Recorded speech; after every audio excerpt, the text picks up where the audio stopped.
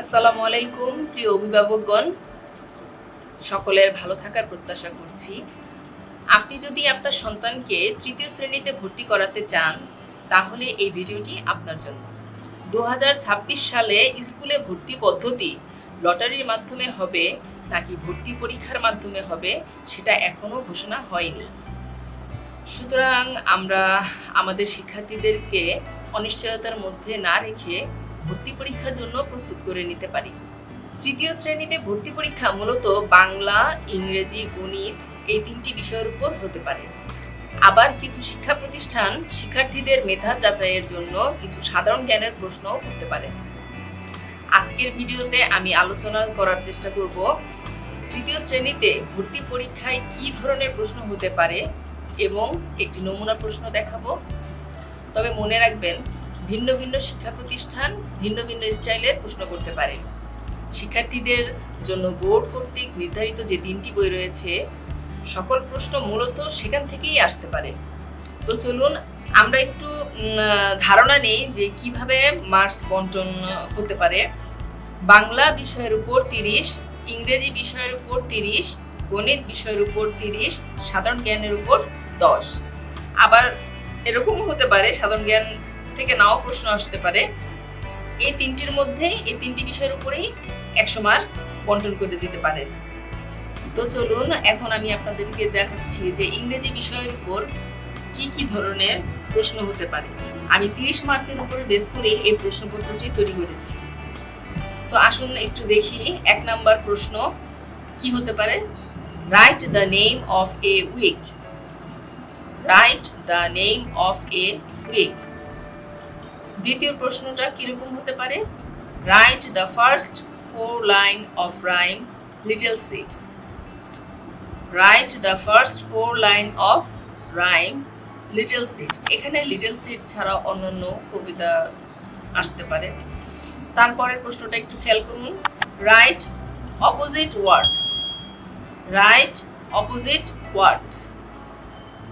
এই opposite words গুলো আমরা ইংলিশ ফর টুডে যে বইগুলো আছে, বইটি আছে, এই বইয়ের মধ্য থেকেই আমরা আমাদের বাচ্চাদেরকে বিভিন্ন ওয়ার্ডগুলো বাছাই করে বাচ্চাদেরকে আমরা আউট নলেজ দিতে পারি যে এই শব্দের অপোজিট ওয়ার্ড কি হতে পারে, এই শব্দটার অপোজিট ওয়ার্ড কি হতে পারে। বিভিন্ন বিভিন্ন ওয়ার্ডগুলো আমরা বের করে করে বাচ্চাদেরকে আমরা নলেজ দিতে পারি। তারপর আছে রাইট সিমিলার ওয়ার্ডস। রাইট সিমিলার ওয়ার্ডস। এখানেও ঠিক সেম যে হ্যাপি, স্মল, টল, আন্ডার, আস্ক, আফটার, এগুলো আমরা ইংলিশ ফর টুডে বইয়ের ভিতর থেকেই পেতে পারি। এগুলোর থেকেই আমরা বাচ্চাদেরকে ধারণা দিতে পারি যে সিমিলার ওয়ার্ডগুলো আমরা কিভাবে করব, বাচ্চারা কিভাবে সেটা করবে। তারপরের প্রশ্ন আরেকটি দেখাচ্ছি যে right 5 sentence about your mother. প্রশ্নটা এরকম হতে পারে। Right 5 sentence about your father, about your brother, about your sister. এই ধরনের হতে পারে। তবে 5টি সেন্টেন্সই বেশিরভাগ ভর্তি পরীক্ষাগুলোতেই আগে হয়েছে আর কি। এইভাবেই হয়েছে যে 5টি সেন্টেন্সই চেয়েছে যে কোনো বিষয়ের উপরে 5টি সেন্টেন্স তৈরি করে দেখাও।